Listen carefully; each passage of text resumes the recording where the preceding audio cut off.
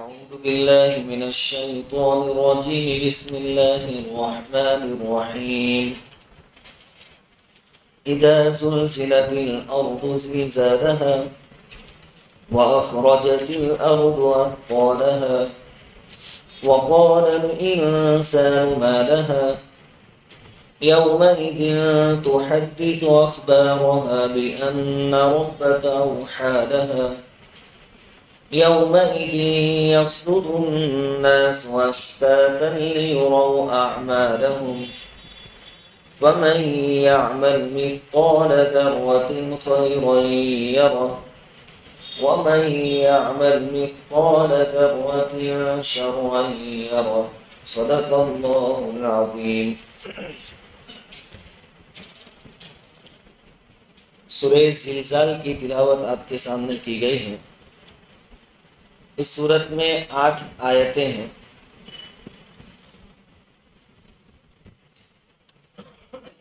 یہاں سے لگاتار 4 سورتوں میں سورہ زلزال، سورہ عادیات، سورہ القاریہ اور سورۃ التکاثر، ان 4 سورتوں میں اللہ رب العزت قیامت کے احوال کو بیان فرمائیں گے. چونکہ نبی کریم صلی اللہ علیہ وسلم مشرکین کو دعوت دیتے تھے، وہ نہیں مانتے تھے، تو حضور ان سے کہا کرتے تھے کہ قیامت آنے والی ہے. تو مشرکین بار بار پوچھتے تھے، وَيَقُولُونَ مَتَىٰ هَٰذَا الْوَعْدُ إِن كُنتُمْ صَادِقِينَ، کہ آخر وہ قیامت کب آئے گی.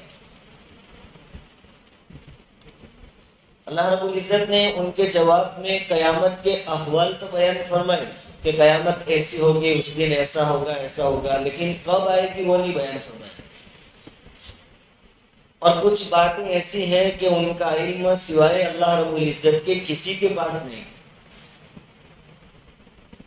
حتیٰ کہ حضرت جبرائیل علیہ السلام کو بھی معلوم ہے کہ قیامت کب آنے والی ہے، اور نبی کریم صلی اللہ علیہ وسلم کو بھی معلوم نہیں ہے کہ قیامت کب آنے والی ہے. نبی کریم صلی اللہ علیہ وسلم کی جب آخری عمر تھی مدینہ المنورہ میں، تو ایک مرتبہ حضرت جبرائیل علیہ السلام تشریف لائے. حضرت جبرائیل علیہ السلام عام طور پر انسانی شکل میں آتے تھے صحابہ کرام کے بیچ میں، حضور کے پاس.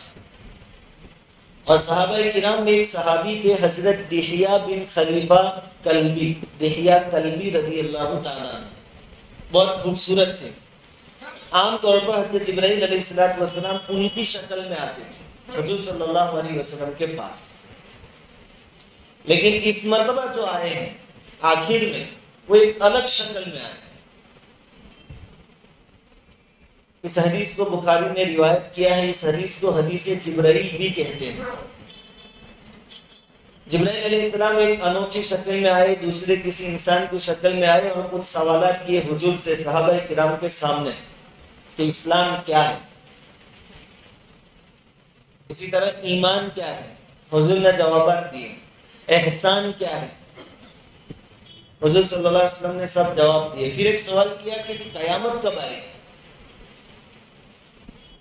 نبی کریم صلی اللہ علیہ وسلم نے ان کے اس سوال کے جواب میں فرمایا، مل مسئول عنہا بعلم من السائل، یعنی جس سے سوال پوچھا جا رہا ہے قیامت کے بارے میں، وہ بھی سوال پوچھنے والے سے زیادہ اس بات کو نہیں جانتا. یعنی جیسے پوچھنے والے کو معلوم نہیں کہ قیامت کب آنے والی ہے، جس کو پوچھا جا رہا اس کو بھی معلوم نہیں کہ قیامت کب آنے والی. تو حضور کو بھی معلوم نہیں تھا، جبرائیل کو بھی معلوم نہیں کہ قیامت کب آنے والی. ایک نقطہ یہاں مفسرین نے لکھا کہ حضور یہ بھی تو کہہ سکتے تھے کہ مجھے نہیں معلوم، سیدھی لائن میں جواب دیتے کہ مجھے نہیں معلوم. آپ نے یوں کیوں کہا کہ تم کو جیسے پوچھنے والے کو معلوم نہیں ویسے مجھے بھی معلوم نہیں؟ ایسا جواب کیوں دیا؟ اس کی 2 وجہ بیان فرمائی. ایک وجہ یہ، ایک ریزن یہ بیان فرمایا کہ یہی سوال کہ قیامت کب آئے گی، متی الساعۃ، قیامت کب ہوگی، کب آئے گی، یہی سوال حضرت عیسیٰ علیہ السلام نے حضرت جبرائیل علیہ السلام سے کیا تھا. عیسیٰ علیہ السلام نے حضرت جبرائیل علیہ السلام سے کیا تھا. اس وقت جبرائیل علیہ السلام نے یہی جواب دیا تھا جو حضور نے ان کو دیا. مل مسئول عنہا بعالم من السائل، تو حضور یاد دلا رہے ہیں کہ اپنا جواب خود کا بھول گئے. تم نے عیسیٰ علیہ السلام کو کیا جواب دیا تھا؟ وہی جواب میرا بھی ہے، مل مسئول عنہا بعالم من السائل.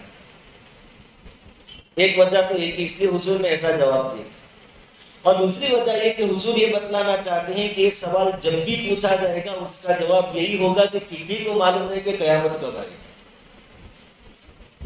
قرآن میں اللہ تعالیٰ نے دوسری جگہ 5 چیزیں بیان فرمائی کہ اس کا علم سوائے اللہ کے کسی کو نہیں ہے. ان اللہ عنده علم الساعہ، 21ویں سپارے میں، قیامت کا علم اللہ ہی کے پاس. 5 چیزیں وہاں پر مفاتیح الخمسہ اس کو کہا جاتا ہے، یہ کی 5 چیزیں. وَيَعْلَمُ مَا فِي الْأَرْحَامِ، ماں کی رحمدانی میں کیا ہے وہ بھی اللہ کے علاوہ کوئی نہیں جانتا کہ وہ لڑکا ہے کہ لڑکی. اب سوال یہ ہوتا ہے کہ آج کے دور میں تو کچھ ایسی مشینریز ہے کہ معلوم ہو جاتا ہے کہ اندر کیا ہے. اس کا جواب یہ ہے کہ تو بعد میں معلوم ہوتا ہے، جب بچے میں روح پڑ جاتی ہے، اس کی باڈی بن جاتی ہے، تب کی بات. اللہ تعالیٰ تو اس سے پہلے سے جانتا ہے کہ کیا ہونے والا ہے. بارش کہاں ہوگی، کتنی ہوگی، کسی کو معلوم نہیں. آج صبح میں ہمیں معلوم نہیں تھا کہ دوپہر کے بعد تھوڑے چھینٹے آ رہے میں بھی. اللہ تعالیٰ جانتے ہیں کہاں ہوگی، کتنی ہوگی.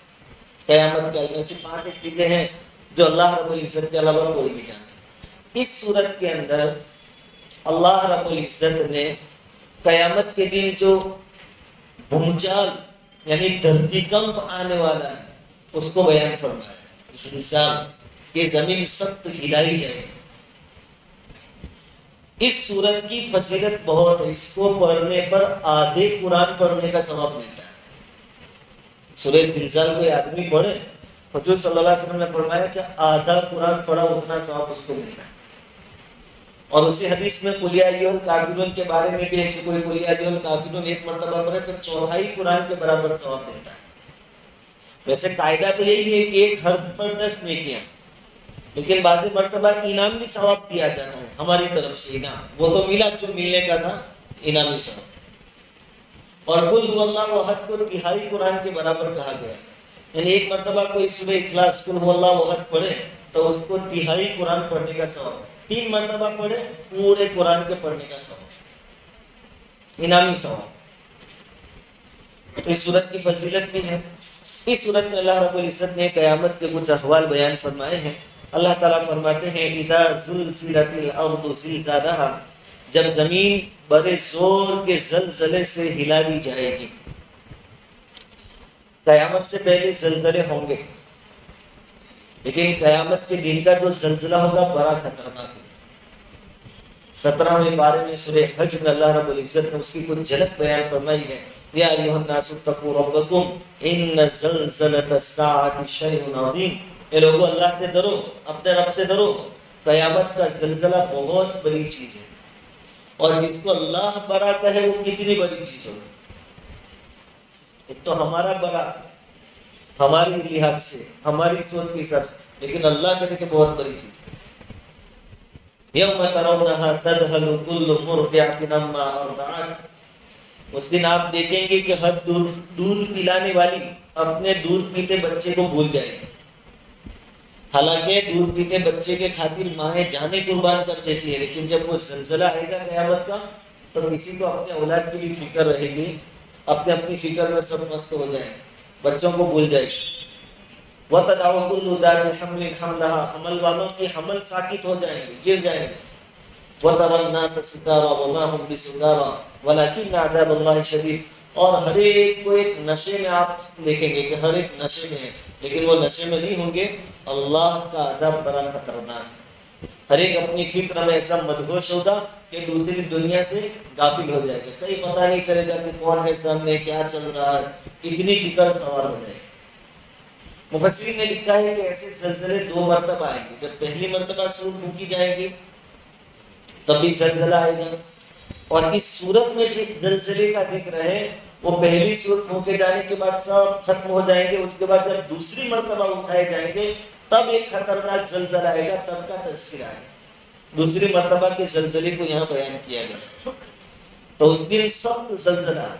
آج کے دور میں زلزلے آتے ہیں کچھ سیکنڈ کے لیے ہوتے ہیں یا منٹ کے لیے، تو زیادہ ہو جاتا ہے منٹ سے اوپر، اس کا نقصان بہت بڑھ جاتا ہے۔ اور کچھ علاقوں میں ہوتے ہیں، پڑوس کے ملک میں ہو تو ہمیں معلوم نہ ہو، دہلی میں ہو، کلکتہ میں ہو تو یہاں گجرات والوں کو معلوم نہ، ایسا ہوتا ہے، لیکن وہ زلزلہ پوری دنیا پر آئے گا، اور یہ تھوڑا معمولی ہلنا نہیں ہوگا، خطرناک ہلنا ہوگا۔ اس دن کیا ہوگا؟ وَأَخْرَجَتِ الْأَرْضُ أَثْقَالَهَا، اور زمین اپنے اندر کے سارے بوجھ باہر نکال پھینکے گی۔ زمین کے اندر جو چیزیں ہیں، بوجھ سے کیا مراد ہے؟ مفسرین نے لکھا ہے کہ اس میں جو دفن کیے گئے مردے وہ بھی باہر آ جائیں گے، اسی طرح جو خزانے ہیں سونے چاندی جواہرات کے، وہ سب ڈھیر کے ڈھیر لگے ہوں گے زمین کے اوپر، سارے خزانے باہر اگل دے گی زمین۔ جن خزانوں کے پیچھے انسان اپنی زندگی لٹاتا ہے اور کھپاتا ہے اور کھانے پینے کا بھی باندھ نہیں رہتا اس کو کمانے میں، وہ خزانے سامنے پڑے ہوئے ہوں گے لیکن کوئی اٹھانے والا نہیں ہوگا۔ وَأَخْرَجَتِ الْأَرْضُ أَثْقَالَهَا، زمین اپنا بوجھ نکال دے گی اس میں۔ وَقَالَ الْإِنسَانُ مَا لَهَا، انسان اس دن کہے گا کہ زمین کو کیا ہو گیا۔ انسان سے مراد کافر انسان ہے، کیونکہ ایمان والوں کو تو یقین ہے کہ قیامت آنے والی ہے، اور یہ بھی مان لیا، قرآن نے کہہ دیا اور جان لیا کہ زلزلہ آنے والا ہے، تو ایمان والوں کو پریشانی اتنی نہیں ہوگی، لیکن کافروں کو اور اللہ اور اس کے رسول کو اور اسلام کو نہ ماننے والوں کو یہ پریشانی ہوگی، وہ تعجب سے کہیں گے ان کو کیا ہو گیا۔ یومئذ تحدث اخبارها، اس دن زمین اپنی خبریں بیان کرے گی۔ جب زلزلے بند ہوں گے اور لوگ دوڑتے ہوئے محشر میں پہنچیں گے، حشر کے میدان میں، عرفات کے میدان میں حساب کتاب کے لیے، پھر زمین بولنے لگے، اپنی خبریں بیان کرے گی۔ حضور صلی اللہ علیہ وسلم نے صحابہ کرام سے پوچھا، جانتے ہو زمین کی خبریں کیا ہیں؟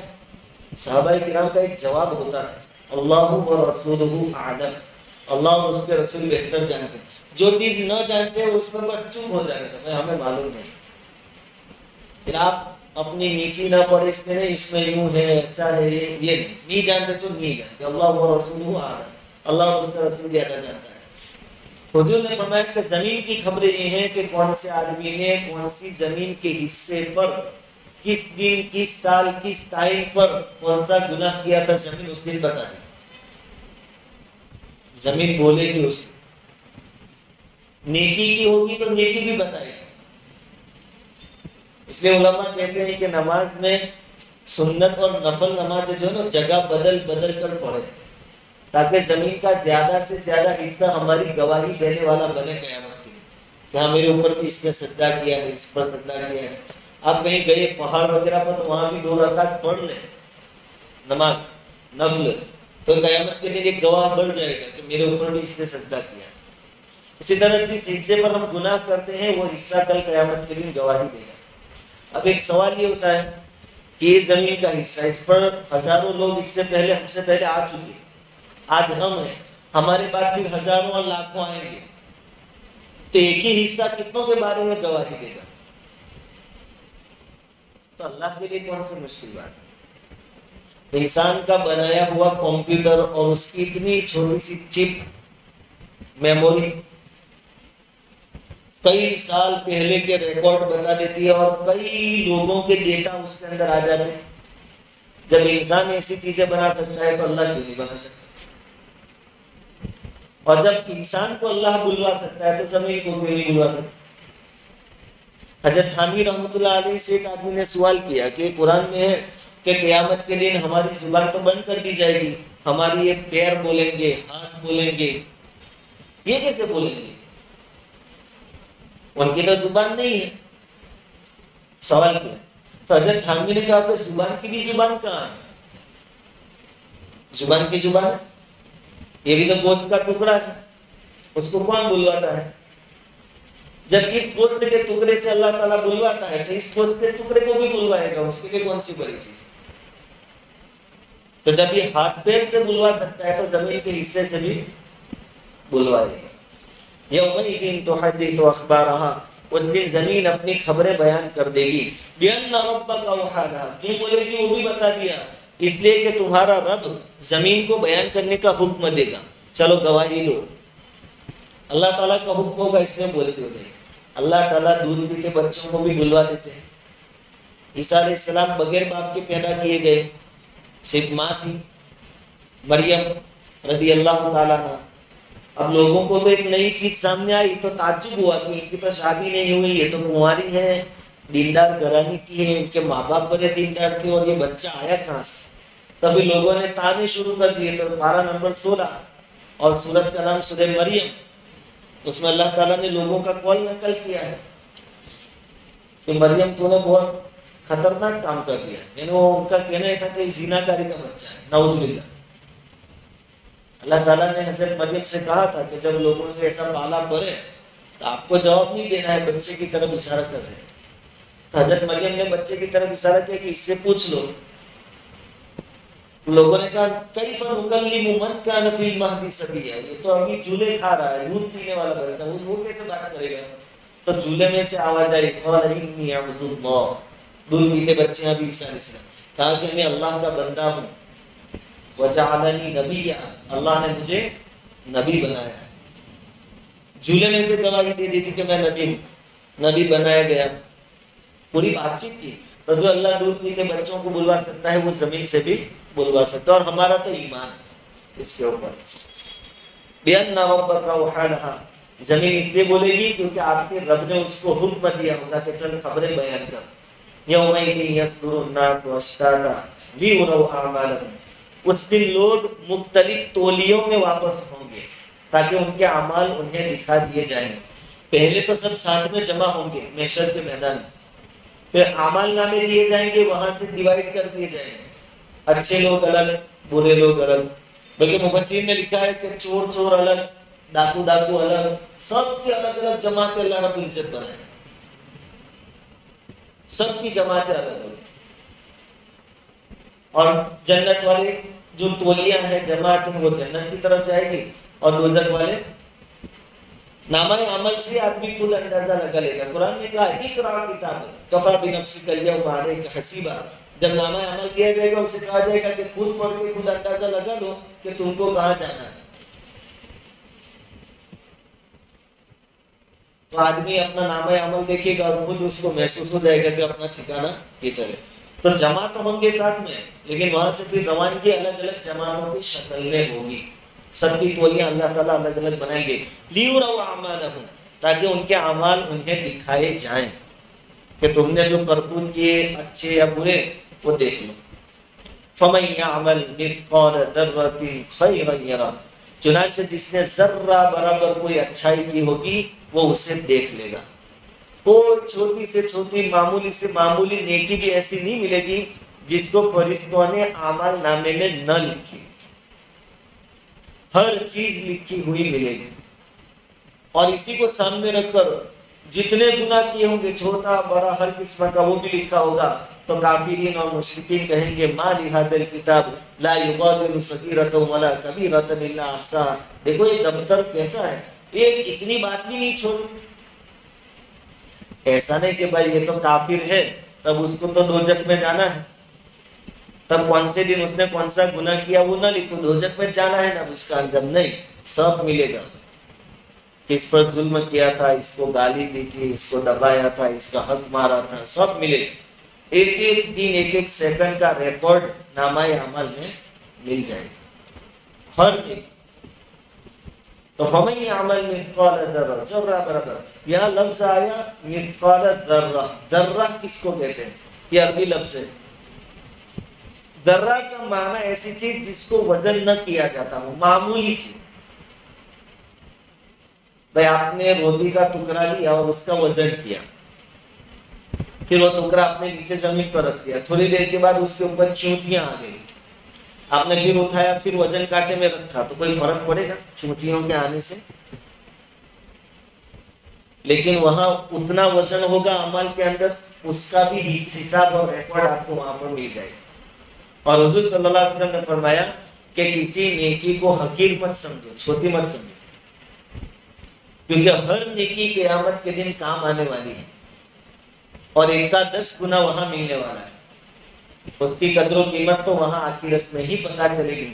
حتیٰ کہ آپ راستے سے آ رہے ہیں، بیچ میں پتھر ہے، کانٹا ہے، اس کو بھی ہٹا دو، اس کو بھی معمولی نہ سمجھو، یہ بھی آپ کے اعمال نامے میں لکھا جاتا ہے.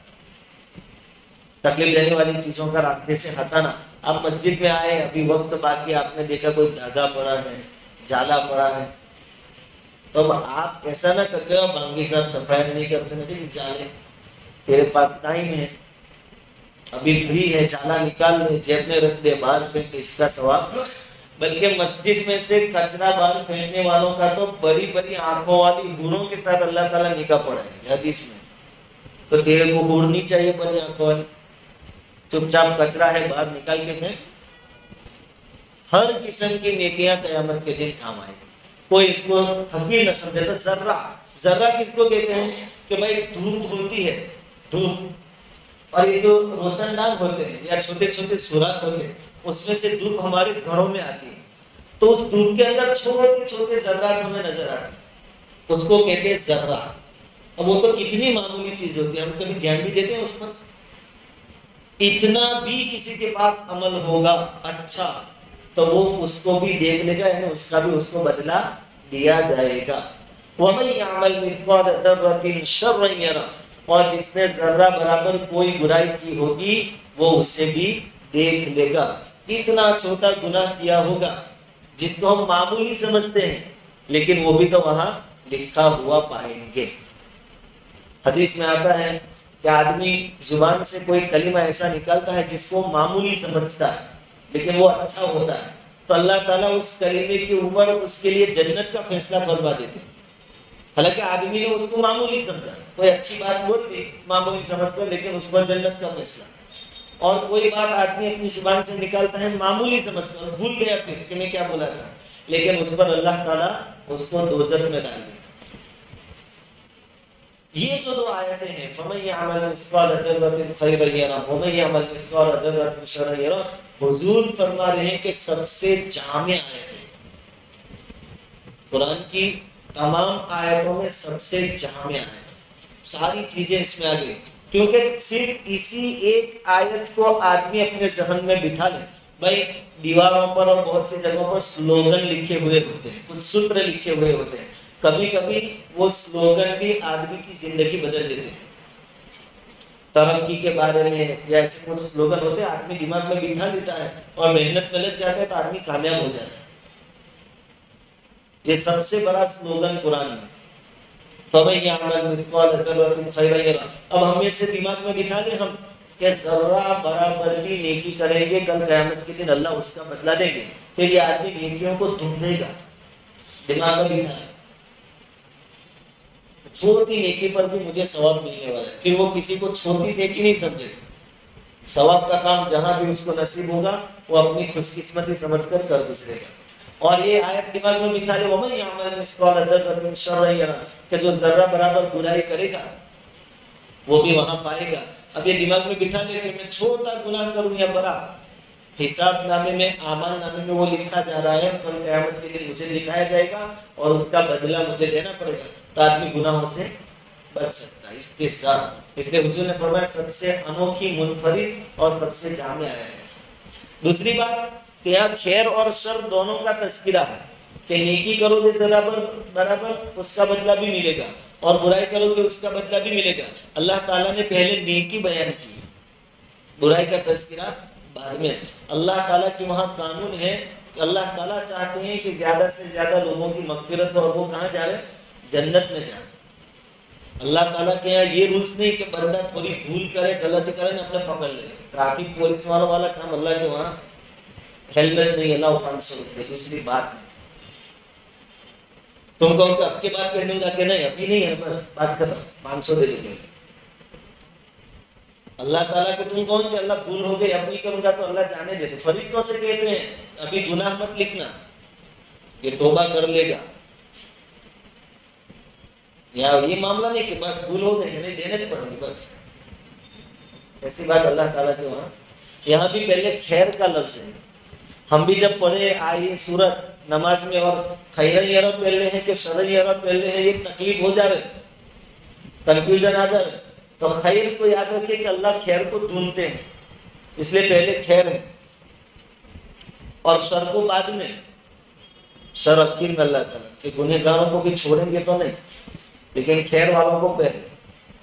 بہرحال یہ سورہ زلزال ہمارے سامنے پڑھی گئی، اس کی تلاوت پر آدھے قرآن کی تلاوت کا ثواب ملتا ہے۔ قبرستان بھی جب جاوے تو چھوڑ کے وقت میں آپ زیادہ سے زیادہ ایسا ثواب کرنا چاہے اپنے مردوں کو تو یہ سورت 2 مرتبہ پڑھ لیں تو پورے قرآن کا ثواب ہو گیا۔